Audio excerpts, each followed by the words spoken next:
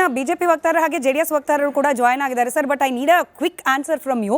ನಾವು ಟ್ರಾನ್ಸಿಟ್ ಮೋಡ್ನಲ್ಲಿ ಇದೆಯಾ ಅಂತ ಪ್ರಶ್ನೆ ಮಾಡ್ತಾ ಇದ್ವಿ. ಆಯಿತು, ಟ್ರಾನ್ಸಿಟ್ನಲ್ಲಿ ಇದೆ ಅನ್ನೋ ರೀತಿಯಲ್ಲಂತೂ ಕಂಡು ಬರ್ತಾ ಇದೆ. ಅದನ್ನು ಕಾಂಗ್ರೆಸ್ ವಕ್ತಾರರು ಒಪ್ಪದೇ ಇದ್ರು ಕೂಡ ಸೆಟಲ್ ಡೌನ್ ಆಗಬೇಕಲ್ಲ ಸರ್, ಯಾವತ್ತೋ ಒಂದಿನ ಸೆಟಲ್ ಡೌನ್ ಆಗಬೇಕು. ಅದು ಹತ್ತಿರದಲ್ಲಿದೆ ಅಂತನಾದರೂ ಅನ್ನಿಸ್ತಾ ಇದೆಯಾ ಈಗ ಆಗ್ತಾ ಇರುವ ಈ ಸಂಪುಟ ಸಂಕಟ ಇತ್ಯಾದಿಗಳನ್ನು ಗಮನಿಸಿದ್ರೆ? ಇಲ್ಲ, ಸದ್ಯಕ್ಕಂತೂ ಆ ಲಕ್ಷಣ. ಯಾಕಂದ್ರೆ ಮೊಟ್ಟ ಮೊದಲು ಕಾಂಗ್ರೆಸ್ ಪಕ್ಷ ಮತ್ತು ತನ್ನ ಏನು ಈ ಶಾಸಕಾಂಗ ಏನು ಸಭೆ ಇದೆ, ಅವ್ರೊಳಗಿನ ಭಿನ್ನಾಭಿಪ್ರಾಯಗಳನ್ನ, ಅವ್ರ ಒಳಗಿನ ಒಂದು ಈ ತುಮಲಗಳನ್ನ, ತಲ್ಲಣಗಳನ್ನ ಸಮಾಧಾನ ಪಡಿಸಬೇಕಾಗ್ತದೆ. ಮೊದಲು ಕೃಷ್ಣಪ್ಪ ಅವ್ರನ್ನ ಸಮಾಧಾನ ಪಡಿಸ್ಬೇಕು, ತಿಮ್ಮಾಪುರ ಸಮಾಧಾನ ಪಡಿಸ್ಬೇಕು, HK ಪಾಟೀಲ್ ಸಮಾಧಾನ ಪಡಿಸ್ಬೇಕು, ಈ ಎಲ್ಲ ಅನೇಕ ನಮಗೆ NY ಗೋಪಾಲಕೃಷ್ಣ ಅವ್ರ ಸಮಾಧಾನ ಪಡಿಸ್ಬೇಕು. ಇವರೆಲ್ಲರನ್ನು ಸಮಾಧಾನ ಪಡಿಸಿ ಒಂದು ಹಂತದ ಸಮತೋಲನ ಬಂದಾದ ಮೇಲೆ ಆಡಳಿತದ ಕಡೆಗೆ ಲಕ್ಷ್ಯ ಹೋಗ್ತದೆ. ಅಲ್ಲಿವರೆಗೂ ಕಶ್ಯಪ್ ಅವರೇ ಒಪ್ಪಿಕೊಂಡಂಗೆ ಆಡಳಿತ ನಮ್ಮ IAS IPS ಕೃಪೆಯಲ್ಲಿದೆ. ಈಗ ಮಾಡಿದ್ದೆ ಆಟ ಅಂತ ಹೇಳಿಬಿಟ್ಟಿದ್ದಾರೆ. ನಿಜ. ಬಿಜೆಪಿ ವಕ್ತಾರರಾದ ಸುರಭಿ ಹೊದಿಗೆರೆ ಅವರು ಜಾಯ್ನ್ ಆಗಿದ್ದಾರೆ. ನಮಸ್ಕಾರ, ಕಾರ್ಯಕ್ರಮಕ್ಕೆ ಸ್ವಾಗತ. ಹಾಗೆ ಜೆಡಿಎಸ್ ವಕ್ತಾರರು ಬಸವರಾಜ್ ಅವರು ಕೂಡ ಜಾಯ್ನ್ ಆಗಿದ್ದಾರೆ. ನಮಸ್ಕಾರ ಸರ್, ಕಾರ್ಯಕ್ರಮಕ್ಕೆ ಸ್ವಾಗತ. ಸುರಭಿ ಅವರೇ, ಈ ಹನಿಮೂನ್ ಪೀರಿಯಡ್ ಅನ್ನೋದೇನಿರುತ್ತೆ ಸರ್ಕಾರಗಳಿಗೆ, ಸಾಮಾನ್ಯವಾಗಿ ಚುನಾವಣೆ ಮುಗಿದ ನಂತರದಲ್ಲಿ ಹೊಸ ಸರ್ಕಾರ ರಚನೆ ಸಂದರ್ಭದಲ್ಲಿ ಈ ರೀತಿಯಾದ ಏಳು ಬೀಳುಗಳು, ಕೆಲವೊಂದಷ್ಟು ಅಸಮಾಧಾನಗಳು, ಇದೆಲ್ಲ ಕಾಮನ್, ನಿರೀಕ್ಷಿತವೇ. ಆದರೆ this is not honeymoon period ಅಲ್ಲ. ಕಾಂಗ್ರೆಸ್ ಸರ್ಕಾರ ರಾಜ್ಯದಲ್ಲಿ ಬಂದು 3 ವರ್ಷ ಹೋಗಿದೆ. ಈ ಟ್ರಾನ್ಸಿಷನ್ ಮತದಾರರು ಬಯಸಿದ್ದಲ್ಲ.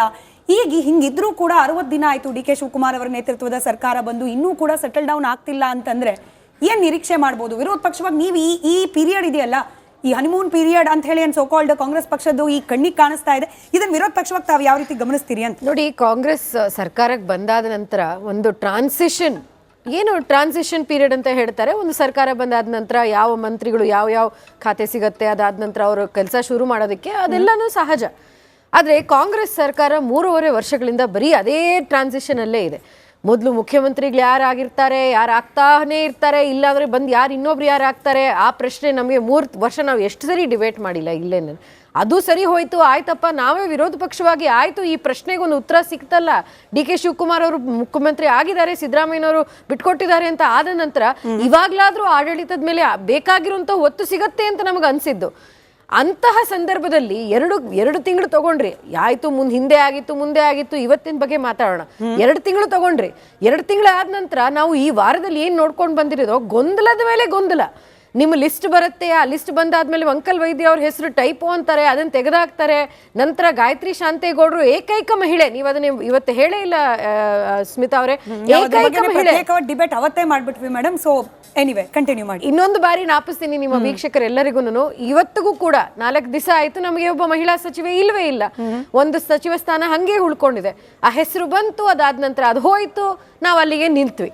ಬಹಳ ಮುಖ್ಯವಾದಂತಹ ಪ್ರಶ್ನೆಗಳು ಕೇಳಬೇಕು ಅಂತ ಅನ್ಕೊಂಡಿದೀವಿ ನಾವು ಅಧಿವೇಶನದಲ್ಲಿ. ಗೃಹಲಕ್ಷ್ಮಿ 5,000 ಜಾಸ್ತಿ ಹಣ ಎಲ್ಲಿ ಹೋಯ್ತು, ಯಾವ ಮಹಿಳಾ ಸಚಿವರಿಗೆ ಕೇಳೋದು, ಯಾವ ಸಚಿವರು ಕೇಳೋದು, ಎಷ್ಟೊಂದು ವಿಷಯಗಳು ಇಲ್ಲ. ಸರ್ಕಾರ ಇದು ಈ ಒಂದು ಆರ್ಗ್ಯುಮೆಂಟ್ನ ಬಹಳಷ್ಟು ಜನ ಕಾಂಗ್ರೆಸ್ ವಕ್ತಾರರು ಮಾಡ್ತಾ ಇರುವಂಥದ್ದು. ಇಲ್ಲ, ಆಡಳಿತ ನಡ್ಕೊಂಡು ಹೋಗ್ತಾ ಇದ್ದಾರೆ, ಮುಖ್ಯಮಂತ್ರಿಗಳು ನೋಡ್ಕೊಂಡು ಹೋಗ್ತಾ ಇದ್ದಾರೆ.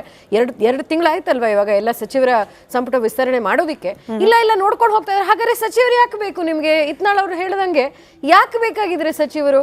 ಒಪ್ಲಿ, ಹೌದು, ಗೊಂದಲದಲ್ಲಿದೆ, ಸಮಸ್ಯೆ ಆಗ್ತಾ ಇದೆ, ಹೆಂಗೋ ಮ್ಯಾನೇಜ್ ಮಾಡ್ತಾ ಇದೀವಿ, ಪೂರ್ತಿಯಾದಂತಹ ಆಡಳಿತ ನಮ್ಗೆ ಕೊಡಕ್ ಆಗ್ತಾ ಇಲ್ಲ ಇವತ್ತು. ನಿಜ ತಾನೇ ಅದು? ಇನ್ನೇನು ನಮ್ಮ ಮಾನ್ಸೂನ್ ಸೆಷನ್ ಶುರು ಆಗುತ್ತೆ, ಮಳೆಗಾಲದ ಅಧಿವೇಶನ ಶುರು ಆಗತ್ತೆ. ಅಲ್ಲಿ ಯಾರಿಗೆ ನಾವು ಪ್ರಶ್ನೆ ಕೇಳೋದು, ಯಾರ ಜೊತೆ ಚರ್ಚೆ ಮಾಡಬೇಕಾಗಿರೋಂಥದ್ದು? ಮತ್ತೆ ಕರ್ನಾಟಕ ಜನತೆಗೆ, ನಮಗೆ ಮಾತ್ರ ಅಲ್ಲ, ಮೀಡಿಯಾಗೆ ಮಾತ್ರ ಅಲ್ಲ, ಕರ್ನಾಟಕ ಜನತೆಗೆ ಇವತ್ತು ನೋಡ್ತಿರುವಂತಹ ರೆಸಿಗ್ನೇಷನ್ ಅನ್ನ ಒಂದು ನಂಬಿಕೆ ಇರ್ಬೋದು, ಬೇರೆ ಆಡಿಯೋ ಲೀಕಿನ ವಿಷಯ ಇರ್ಬೋದು, ಇದನ್ನೆಲ್ಲ ನೋಡಿ ಯಾರಿಗೂ ಇಲ್ಲಿ ಸಮಸ್ಯೆಗಳನ್ನ ಸರ್ಕಾರದ ಆಡಳಿತದ ವಿಷಯ ಎತ್ತಬೇಕು ಅಂತಾನೆ ಇಷ್ಟ ಇರುವಂಥದ್ದು. ಸರ್ಕಾರದ ವೈಫಲ್ಯಗಳನ್ನ ನಾವು ಕಟ್ಟಿ ಇಡಬೇಕು ಅಂತ ನಮಗೂ ಆಸಕ್ತಿ ಇರುವಂಥದ್ದು. ಬರೀ ಇದೇ ಚರ್ಚೆ ಮಾಡ್ತಾ ಇದೀವಿ ನಾವು, ಯಾರಾಗ್ತಾರೆ ಆಗಲ್ಲ ಅಂತ. ಕಾಂಗ್ರೆಸ್ ಇದಕ್ಕೆ ಆ ಗೊಂದಲ ಏನು ಇಲ್ಲ, ಇದೆಲ್ಲ ಸಹಜ ಅಂತ ಹೇಳ್ಕೊಂಡು ಹೋದ್ರೆ ನೀವು ಗೊಂದಲನ ನೀವು ಆಂಟಿಸಿಪೇಟ್ ಮಾಡಬೇಕಲ್ಲ, ಅದನ್ನ ಫಿಕ್ಸ್ ಮಾಡಬೇಕಲ್ಲ, ಒಂದು ಟೈಮ್ ಲೈನ್ ಕೊಡಿ. ಇವತ್ತು ಹೇಳ್ತೀರಾ ನೀವು, ಆಯ್ತು, ಇಷ್ಟು ದಿನ ಆದ ನಂತರ ನಮ್ಮ ಎಲ್ಲ ಸಚಿವ ಸ್ಥಾನವನ್ನು ತುಂಬಾದ ನಂತರ ಒಬ್ಬರು ಸಚಿವರನ್ನ ನಾವು ಮಹಿಳಾ ಸಚಿವ ಬಂದಾದ ನಂತರ ಖಾತೆ ಎಲ್ಲ ಹಂಚಿಕೆ ಆಗತ್ತೆ, ನಾವು ರೆಡಿ ಆಗಿರ್ತೀವಿ ಮಳೆಗಾಲದ ಅಧಿವೇಶನಕ್ಕೆ ಅಂತ. ಅದು ನಮ್ಗೆ ಗ್ಯಾರಂಟಿ ಆದ್ರೂ ಕೊಡೋದಕ್ಕೆ ಆಗ್ತಾ ಇದೆಯಾ? ಇಲ್ಲ, ಅದೂ ಮಾಡಕ್ ಆಗ್ತಾ ಇಲ್ಲ. ನಿಮಗೆ ಎಲ್ಲಿ ಹೋಗ್ತಾ ಇದೆ ಈ ಒಂದು ರಾಜ್ಯದ ಒಂದು ಆಡಳಿತ ಅನ್ನೋ ಬಗ್ಗೆ ಪ್ರಶ್ನೆ ಬಂದೇ ಬರುತ್ತೆ. ಆಯ್ತು. ಅಲ್ಲಿ